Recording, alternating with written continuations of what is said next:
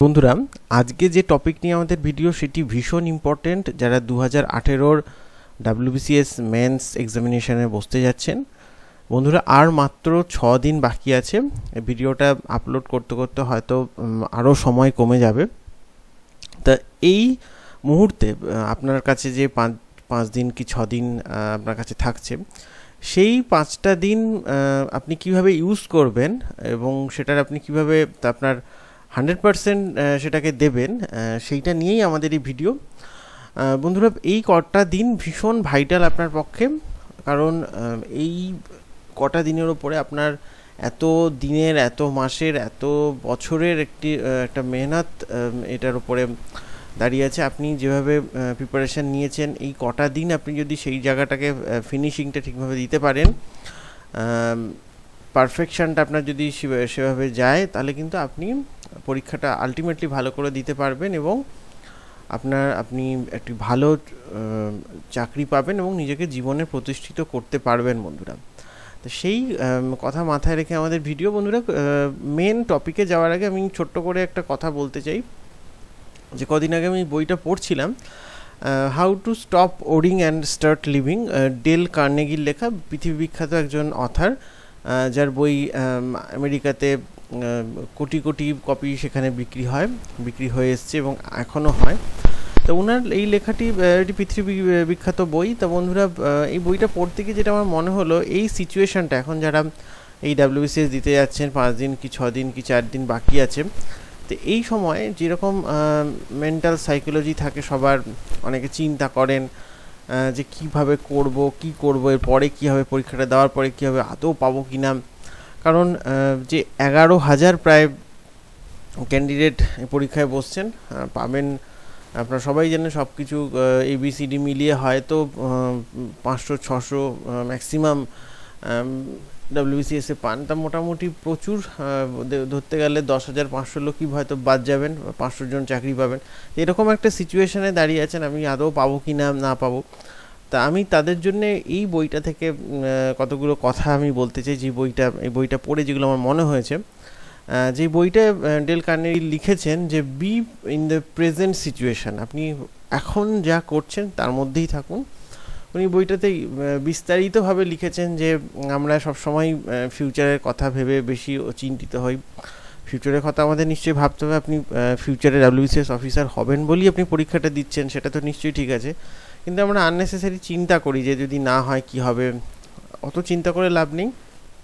আপনি যেই পড়াশোনাটা এখন করুন, সেটা ভালো করে করুন।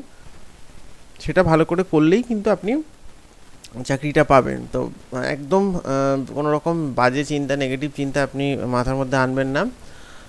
নিজের পড়াশোনাটা করুন, নিজের প্রিপারেশানটা নিন, সব কিছু চোখ কান বন্ধ রেখে নিজের প্রিপারেশান নিন। এই মুহূর্তে থাকুন যে আজকের দিনটা আমার পক্ষে খুব ইম্পর্ট্যান্ট। একটা কথা মনে রাখবেন, আপনি অনেকের থেকে বেশি প্রিভিলেজড। লাখ লাখ ছেলেমেয়ে WBCS প্রিলিমসে বসেছিল, তার মধ্যে আপনি অনেক বেশি প্রিভিলেজ যে আপনি আজকে এই মেন্সে দিতে পারছেন, এবং বহু ছেলেমেয়ে তারা মেন্সেও বসতে পারেনি। আপনি যে সুযোগটা পাচ্ছেন, সেই সুযোগটাও তারা পায়নি। বন্ধুরা, তা আপনি সেই তুলনায় বলতে গেলে আপনি অনেক বেশি ভাগ্যবান যে আপনি নিজে পড়াশোনা করছেন, আপনি সেই জায়গায় আজকে মেন্স দিতে এসছেন, মেন্স দিতে যাচ্ছেন আপনি। আর যেটা সেকেন্ড, যেটা উনি বলেছেন যে বইটাতে, যে গিভ ইউর 100% এফোর্ট, নিজের 100% দিন, বাকিটা আপনি ছেড়ে দিন। বাকিটা সবটা আমাদের হাতে থাকে না, আমরা সব কিছু কন্ট্রোল করতে পারি না আমাদের নিজেদের লাইফে, কিন্তু নিজের যেটা দেওয়া, নিজের এফোর্টটা যেটা 100%, সেই 100% এফোর্টটা আপনি দিন। Stop worrying about the unknown future, ভবিষ্যতে যেটা আমি বললাম, যে ভবিষ্যতের কথা যেটা আমরা জানিও না আদৌ যে কী আমাদের ভবিষ্যৎ, সে কথা চিন্তা করে অযথা চিন্তা করবেন না। এইটা আমি সবাই জেনারেল, আমি যারা ক্যান্ডিডেট আমরা পরীক্ষা দিতে যাচ্ছেন সবাইকে আমি বললাম এই কথাটা, এই আমার ছোট্ট এই বইটা থেকে যেটা আমার টেক অ্যাওয়ে বইটার। আর এরপরে আমি মেন সাবজেক্টে ঢুকছি। আমি এখানে কম্পালসারিগুলো নিয়েই আলোচনা করব। সাইকোলজি নিয়ে হয়তো একটা সাজেস্টিভ ওয়েতে একটা ভিডিও দেওয়ার আমার ইচ্ছা আছে, আমি জানি না দিতে পারবো কিনা, কিন্তু এখানে আমি শুধুমাত্র কম্পালসারিগুলো পেপারগুলো নিয়ে আলোচনা করলাম। বাংলা ইংলিশের জন্যে যেটা বলবো, যে টপিকগুলো মাথায় গেঁথে নিন, যে টপিকগুলোর ওপরে আপনি জানছেন যে আপনি আসতে পারে রাইটিং, এখন তো পুরোটাই রাইটিং হয়ে গেছে, একটা সময় গ্রামার আসতো বাংলাতে, সেই ব্যাপারটা এখন নেই, এখন পুরোটাই রাইটিং বেসড। যে টপিকগুলো মনে হচ্ছে আপনার পক্ষে ইম্পর্টেন্ট, আমি আমার নিজের ভিডিওতেও কিছু বলেছিলাম যে যে টপিকগুলো আসতে পারে ইম্পর্টেন্ট, কারণ এখন এমন একটা সময় যে কোন টপিক আসবে একদম ডেফিনেটলি বলা খুব মুশকিল, কিন্তু কারেন্ট অ্যাফেয়ার্সের যে ইনফরমেশানগুলো সেগুলো একটা খাতায় লিখে রাখুন, যে পরীক্ষার আগে জাস্ট আপনি দেখে নিতে পারবেন যে ইনফরমেটিভ, যেটা আধার নিয়ে যদি কোনো কোশ্চেন, কোনো এসে আসে তাহলে আধারের ইম্পর্ট্যান্ট যে ইনফরমেশানগুলো সেগুলো আপনি লিখে রাখলেন। কি আপনি যদি রোহিঙ্গা ইস্যু আসে, রোহিঙ্গা ইস্যু নিয়ে আপনি লিখে রাখলেন, কাশ্মীর ইস্যু আসে, কাশ্মীর ইস্যু নিয়ে আপনি লিখে রাখলেন।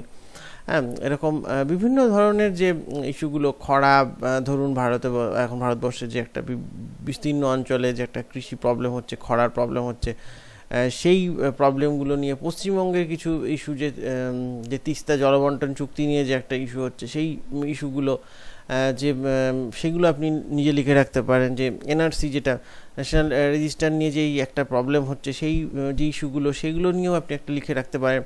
ফলে এই যে টপিকগুলো, তার ইনফরমেশানগুলো আপনি যদি লিখে রাখেন, পরীক্ষার সময় কিন্তু আপনাকে জাস্ট ইনফরমেশানগুলো সাজিয়ে নিয়ে নিজের মতো করে আপনি লিখতে পারবেন বন্ধুরা।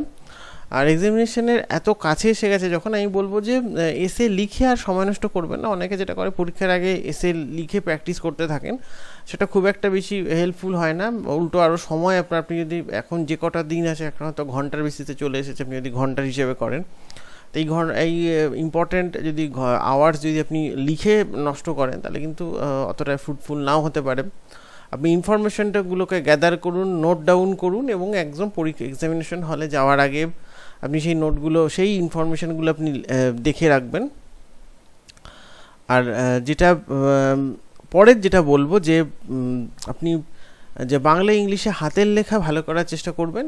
যেটা হয়, যেহেতু আগে পুরোটাই একটা সময় ছিল সবটাই ডেসক্রিপটিভ ছিল, তখন পুরোটাতেই হাতের লেখা বেটার করার একটা ব্যাপার ছিল। এখন বাকিগুলো যেহেতু এমসিকিউ হয়ে গেছে, সেই ব্যাপারটা এখন আর নেই, কিন্তু বাংলা ইংলিশে আপনার যে হাতের লেখা আছে সেটা কি পরিষ্কার পরিচ্ছন্ন, কারণ একটা প্রেজেন্সের ওপরে কিন্তু অবশ্যই একটা নাম্বার থাকে, একটা তার একটা ইমেজ সেখানে তৈরি হয়, যে নিজের আপনার যাই হাতের লেখা, সেটা খুব ভালো হোক কি অতটা ভালো না হলেও পরিষ্কার পরিচ্ছন্ন রাখার চেষ্টা করবেন। সেটা একটা অন্তত সেই কথাটা মাথায় রেখে লিখবেন যে আমাকে হাতের লেখাটা ভালো করে রাখতে হবে।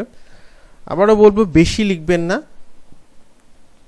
বেশি লিখতে গেলেই বেশি ভুল হওয়ার চান্স থাকে, এবং অপ্রয়োজনীয় কথা যদি চলে আসে, এখন আমাদের সত্যি কথা বলতে গেলে যারা আপনি পরীক্ষা দিতে যাচ্ছেন কি যারা খাতা দেখছেন, সবাই এখন আমরা SMS, এই হোয়াটসঅ্যাপ, এই যুগে বাস করি। বেশি লেখা, বেশি জিনিসের কিন্তু সবার একটা অ্যাপ্যাথি চলে আসছে। খুব বেশি কিছু লিখতে যাবেন না, ইনফরমেশান যেখানে থাকবে সেরকম ইনফরমেশানগুলো লিখবেন, জিস্ট ওয়াইজ লিখবেন। যে বেশি লিখলে বেশি নাম্বার পাওয়ার সেই কনসেপ্টটা কিন্তু এখন আস্তে আস্তে চলে যাচ্ছে, গোটা মানে একদম আমাদের সাইকোলজিটা অন্যরকম হয়ে যাচ্ছে। আর ইনফরমেটিভ লেখার চেষ্টা করবেন, যাতে করে ইনফরমেশানটা বেশি থাকে, এমনি গাঁজাখুরি কথা কম থাকে, জাস্ট যদি লেখার জন্য লেখা নয়, ইনফরমেশান যাতে থাকে, আপনি বোঝা যায় যে সে যে জিনিসটা লিখছে সেটা নিয়ে পড়াশোনা করেছে, তার ইনডেপথ নলেজ আছে সেটার উপরে, সেই ব্যাপারটা চেষ্টা করবেন মাথায় রাখার। ইতিহাসের জন্য বলবো যে এতদিন যা বই পড়েছেন সেটাই ভালো করে রিভিশন দিন, নতুন করে কোনো বই পড়তে যাবেন না এর মধ্যে। ফটোগ্রাফিক মেমোরির ওপরে জোর দিন। ফটোগ্রাফিক মেমোরি মানে যে বইটা থেকে আপনি পড়েছেন, যেটা হয় আমরা যদি একটা কোনো বই পার্টিকুলারলি সেখান থেকেই পড়ি, আমাদের কিন্তু ইনফরমেশানটা একটা ফটোগ্রাফিক হয়ে থাকে, কিন্তু আমরা যদি অনেক রকমের বই পড়তে থাকি তাহলে কোনোটাই আমাদের ঠিকমতো ফটোগ্রাফিক মেমোরি হয় না। সেই জন্য আমি আমার স্টুডেন্টদের সবসময় বলি, যে কোনো একটা কি বড় জোর দুটো বেস্ট বই থেকে পড়াশোনা করতে, যাতে করে সেটা ফটোগ্রাফিক মেমোরিটা কাজে লাগে। এখন কোনো সময় হয়তো একটা ইনফরমেশান আপনার ঠিক মনে আসছে না, কিন্তু যদি বইয়ের চোখ বুঝে বইয়ের পাতাটা আপনি যদি চিন্তা করেন, আপনার কিন্তু সেখানে দেখবেন ছবিটা আপনার মনে পড়ে যাচ্ছে, ইনফরমেশানটা আপনার কিন্তু মনে পড়ে যাচ্ছে। সেইটা চেষ্টা করুন এখন যে কদিন আছে। আর যে টপিকগুলো অবশ্যই কভার করবেন, আমি জাস্ট একটু জিস্ট করে আপনাদেরকে বলতে চাই। ইম্পর্টেন্ট ডেটস যেগুলো আছে সেগুলো অবশ্যই কভার করবেন। ইতিহাসের যে ইম্পর্টেন্ট ডেট একদম from the beginning, ancient history থেকে শুরু করে সব বুদ্ধদেব, জৈন, মহাবীর কবে জন্মগ্রহণ থেকে শুরু করেছে, সেই সময় সব ইম্পর্টেন্ট ডেটস যেগুলো আছে, প্রচুর ইম্পর্টেন্ট ডেটস আছে, সেগুলো অবশ্যই মনে পড়বেন শেষ মুহূর্তে যে কদিন আছে। ইম্পর্টেন্ট ওয়ার্ডস যেগুলো হয়েছে, যুদ্ধ ইম্পর্টেন্ট যেগুলো হয়েছে সেগুলো মনে রাখবেন ইম্পর্টেন্ট, এবং যুদ্ধের সঙ্গে সঙ্গে ইম্পর্টেন্ট যে চুক্তিগুলো হয়েছে সেগুলো মনে রাখবেন। ইম্পর্টেন্ট বুকস অ্যান্ড অথর্স, এটা একদম অ্যানশিয়েন্ট লিটারেচার থেকে শুরু করে মডার্ন লিটারেচার অবধি সমস্তটাই ইম্পর্টেন্ট বুকস, এগুলো একদম কিন্তু বাদ দেবেন না, কারণ কোনো না কোনো কোশ্চেন কিন্তু অবশ্যই বই রিলেটেড আসবে।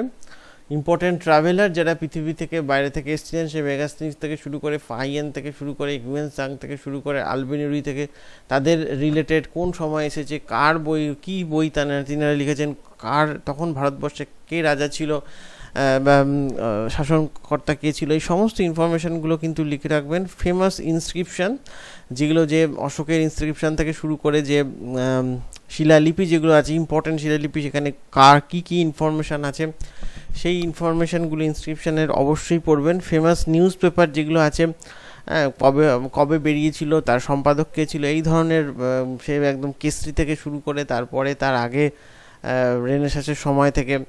গভর্নর, আরও একটি ইম্পর্টেন্ট টপিক হচ্ছে গভর্নর জেনারেলস অ্যান্ড ভাইসরয়েস, এটা তো ভীষণ ইম্পর্টেন্ট, এখান থেকে কিন্তু প্রচুর কোশ্চেন আসে, এটা কিন্তু অবশ্যই পড়বেন। ইম্পর্টেন্ট প্রোক্লামেশন যেগুলো হয়েছিল, সে একদম যেটা ভারতের যে বিভিন্ন সময় ইংরেজরা যেগুলো করেছিল সেই প্রোক্লামেশনগুলো। Important ranks in the history, সেই বিভিন্ন সময় সে মনসবদারি পথে থেকে শুরু করে বিভিন্ন ধরনের যে র্যাঙ্ক যেগুলো ছিল, যে পোস্ট যেগুলো ছিল সেগুলো। ইম্পর্টেন্ট অ্যাসোসিয়েশন যেগুলো হয়েছিল, important revolts, important events in annual meetings of National Congress, যেটা ইম্পর্টেন্ট অ্যাক্ট যেগুলো হয়েছিল, এই সমস্তগুলোই কিন্তু অবশ্যই পড়বেন। যেটা আমি বলবো সেটা হচ্ছে যে এই জিনিসগুলো কিন্তু একদম বাদ দেবেন না, এগুলো অবশ্যই কভার করবেন। এরপরে আমার যেটা আমি জিওগ্রাফি নিয়ে বলবো, যে জিওগ্রাফির ওপরে যে জিনিসগুলো আপনি অবশ্যই পড়বেন সেটা হচ্ছে যে এখন যে সময়টা আছে সেই সময়টা আপনি কাজে লাগান, যে ইন্টারনেট থেকে যে লেটেস্ট যে ডেটাগুলো আছে সেগুলো, ধরুন কোনো সময় কোন স্টেট এখন মাইনিংয়ে, ধরুন আয়রন মাইনিং এখন কে সব থেকে হায়েস্ট যাচ্ছে সেটা ইন্টারনেট থেকে চেক করে নিন। কোল মাইনিংয়ে কে হায়েস্ট যাচ্ছে, কোন স্টেট যাচ্ছে, সেকেন্ড কোন স্টেট যাচ্ছে, সেগুলো একটু চেক করে নিন। এই ধরনের লেটেস্ট ডেটাগুলো কিন্তু ইন্টারনেট থেকে আপনি জাস্ট ফাইনাল টাচ হিসেবে এগুলো অবশ্যই চেক করে নিন। আর যে টপিকগুলো আপনি পড়বেন সেই টপিকগুলো আমি জিওগ্রাফির ক্ষেত্রে বলবো যে টপিকগুলো আমাদের অবশ্যই পড়া দরকার। আর জিওগ্রাফির জন্য আমি যেটা বলবো যে আপনারা সবসময় কিন্তু মানে যখনই, আর এটা এমসিকিউ এর যে কোনো, সেটা জিওগ্রাফি হোক কি হিস্ট্রি হোক কি আপনার পলিটিক্যাল সায়েন্স হোক, আপনাদের কিন্তু অবশ্যই মানে যেখানে কনফিউশন হচ্ছে সেরকম কোশ্চেন আপনি কিন্তু এড়িয়ে যাওয়ার চেষ্টা করুন, সেটা জোর করে সেটাকে কিন্তু করবেন না, অ্যাটেম্প্ট করবেন না, কারণ সেক্ষেত্রে নেগেটিভ মার্কসের প্রবণতা কিন্তু বেড়ে যায় এবং তাতে করে আপনার কিন্তু মার্কস কমেই যেতে থাকবে। ফলে একদম আপনি শিওর না হলে, অন্তত 70% শিওর না হলে কিন্তু কোনো কোশ্চেন অ্যান্সার করতে যাবেন না। তার থেকে যদি কমও অ্যান্সার করেন সেটাও কিন্তু অনেক বেটার, দেখবেন হয়তো আপনি কোয়ালিফাই করে যাবেন। জিওগ্রাফির ক্ষেত্রে যে টপিকগুলো আপনাকে বলবো অবশ্যই পড়তে হবে, give emphasis on West Bengal geography, minerals, agricultural products, rivers, mountains, vegetation, যে ভেজিটেশন যেটা আছে, যে বিভিন্ন ধরনের চিরহরিৎ বৃক্ষ কি, যেটা এই ধরনের কোথায় কোথায় থাকে সেগুলো। ইম্পর্টেন্ট বাউন্ডারিজ যেগুলো আছে, ম্যাকমোহন লাইন থেকে শুরু করে একদম সেটা আরও যে লাইন যেগুলো আছে ভারতের মধ্যে, র্যাটক্লিফ লাইন, এই ধরনের লাইনগুলো। ইম্পর্টেন্ট লেকস যেগুলো আছে, ন্যাশনাল হাইওয়ে কোনগুলো আছে, কোথায় কোথায় যাচ্ছে, কার সঙ্গে যুক্ত হচ্ছে, বিভিন্ন ধরনের ফলস, যে ঝর্ণা যেগুলো আছে সেগুলো। পাওয়ার জেনারেশন ইন ইন্ডিয়া, বিভিন্ন ধরনের যে প্ল্যান্টগুলো আছে, থার্মাল পাওয়ার কি অ্যাটমিক পাওয়ার থেকে সোলার পাওয়ার প্ল্যান্ট কোথায় হয়েছে, কি টাইডাল পাওয়ার প্ল্যান্ট কোথায় আছে, সেই ধরনের সমস্ত ইনফরমেশান আপনি কিন্তু অবশ্যই পড়বেন। বিভিন্ন ধরনের important tribes in India, language, এগুলো অবশ্যই পড়বেন।